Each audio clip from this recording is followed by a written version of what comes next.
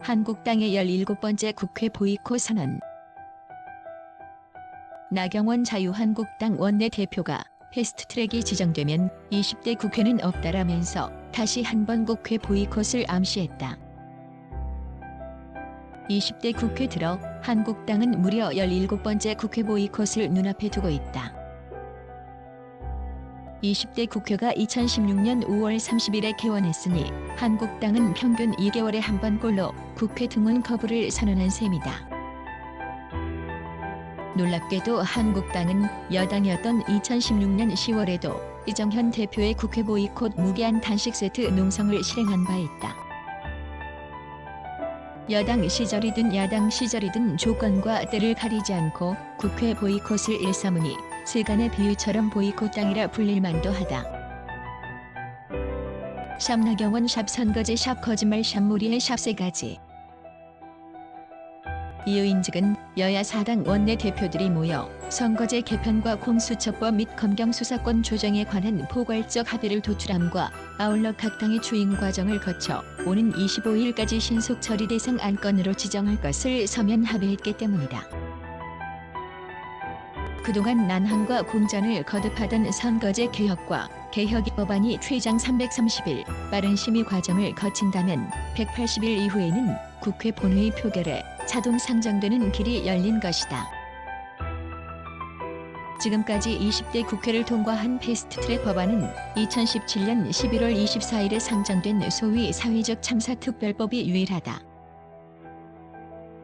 사립유치원 개혁을 위해 우여곡절 끝에 신속 처리 안건으로 상정된 소위 유치원 3법은 현재 논의가 중단된 채 계류 중이다.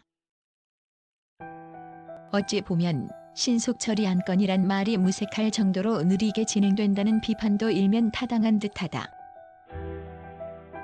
과연 나경원 원내대표의 주장처럼 패스트트랙 국회 보이콧은 타당한 논리일까? 아니면 한국당의 정치적 득실을 계산한 과장된 수사에 불과할까? 그동안의 선거제 개편안과 관련한 내용을 중심으로 나경원 원내대표와 한국당의 거짓말과 몰이해를 살펴보고자 한다. 1비례대표제를 폐지하는 것은 합당할까? 먼저 2018년 12월 15일 신임 나경원 원내대표가 직접 서명한 선거제 개편에 관한 여야 5당 원내대표 합의문에 대한 완전한 입장 번복을 둘 수 있다.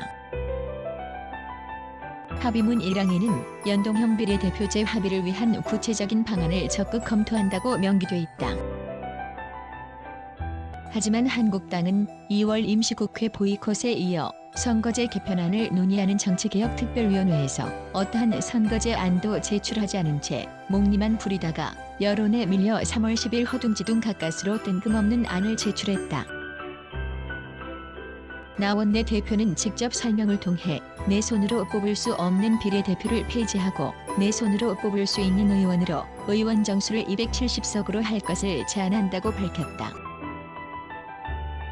한편 3월 11일에는 연동형 비례대표제는 전 세계에서 2개의 국가만이 채택하고 있는 제도라고도 주장했다. 선거제도에 대한 그의 기본 인식이 매우 낮음을 알 수 있는 대목이다.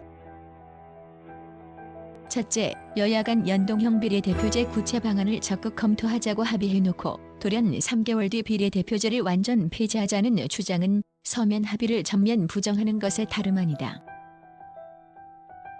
둘째, 내 손으로 뽑을 수 없는 비례대표제라고 단정했는데 스웨덴, 네덜란드 등 비례대표제를 도입한 다수의 국가에서 개방형 명부 방식을 통해 비례대표 후보를 직접 선출하는 것은 지극히 상식적인 사실이다. 셋째, 연동형 비례대표제를 독일, 뉴질랜드 단 2개의 국가에서만 채택했다고 했지만 OECD 37개국 중 무려 31개국이 채택하고 있다. 심지어 나 원내대표가 비례대표제가 없는 선진국의 예를 든 프랑스만 하더라도 현재 비례대표제 도입을 적극적으로 검토 중이다. 제1야당의 원내대표의 발언이라고 하기에는 기초적인 상식에도 못 미치는 가짜 뉴스에 가깝다. 이 연동형 비례대표제가 국회의원 수를 늘린다?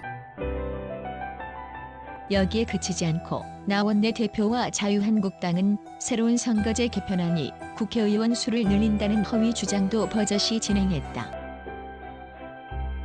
지난 3월 말 나경원 원내대표는 지역구인 동작구의 본인 명의로 현수막을 게시했다.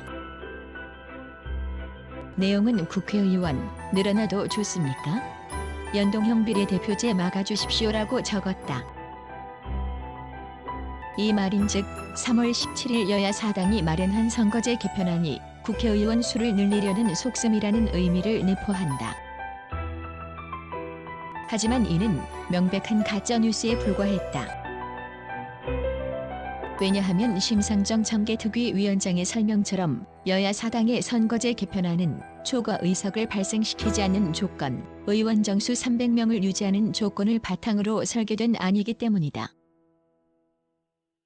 이 현수막은 비단 나경원 대표의 지역구뿐만 아니라 여의도를 비롯해 전국 주요 도시에 조직적으로 게시됐는데, 한 시민단체는 이 현수막을 게시한 한국당 국회의원 당협위원장을 3월 27일에 허위사실 적시 명예훼손 혐의로 고발하기까지 했다.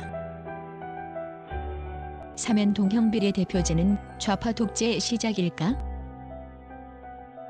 나 대표의 연동형 비례대표제에 대한 물의에는 선거제 개편안을 두고 좌파 독재 좌파 집권 플랜을 운운하는 것으로 절정에 달한 것으로 보인다. 상식적으로 독재 정치란 1인 혹은 1당 지배체제를 의미한다. 또한 좌파, 우파란 이념적 정체성을 의미하는 것이나 상대적 규정성이 강하다.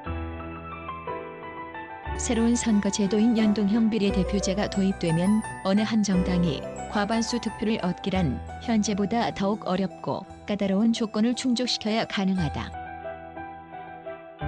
즉 정치적 대표성과 비례성이 보다 확장돼 다수의 정당들이 의회 진출의 기회를 얻게 된다. 따라서 극단적 양당제보다는 합의적 다당제를 촉진시켜 특정 정당의 의회 독점을 저지하는 제도적 기능을 발휘하는 게 그 특징이다.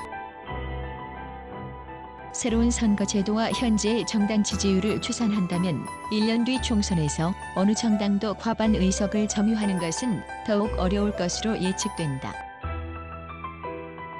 오히려 민주당 입장에서 소위 좌파 독재를 하려면 현재의 선거제도를 어떤 형태로든 유지하는 것이 가장 효율적이다. 그것은 우파 독재를 꿈꾸는 보수 정당도 마찬가지다.